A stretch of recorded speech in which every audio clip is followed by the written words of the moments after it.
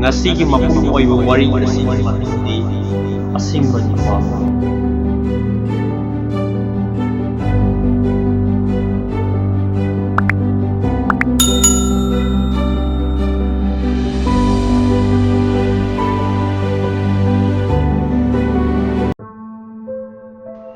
Lam amada asingba nupa ama leirammi. Lam adugi mipum khudingmak mahaki manakta awaba nuwaitaba kayagi wari uduna takammi. Aduga awaba nuwaitaba kaya adubu karamna kokkadage hangammi.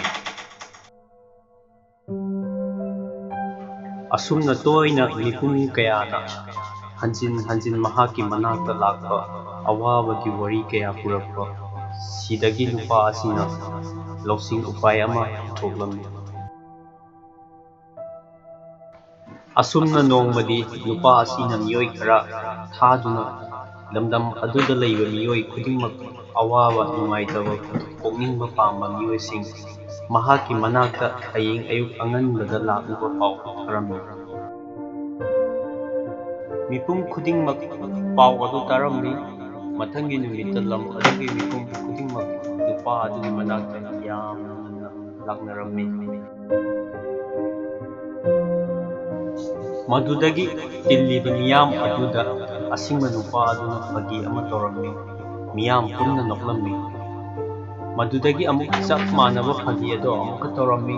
Adubu handakti miyoi khara natana teidi fagi aduda noklammi. Asingba nupa aduna chap manaba fagi ado amuka torammi.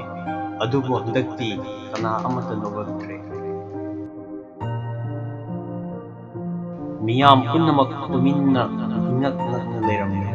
Tanza aduda asingba nupa aduna asumna hairammi.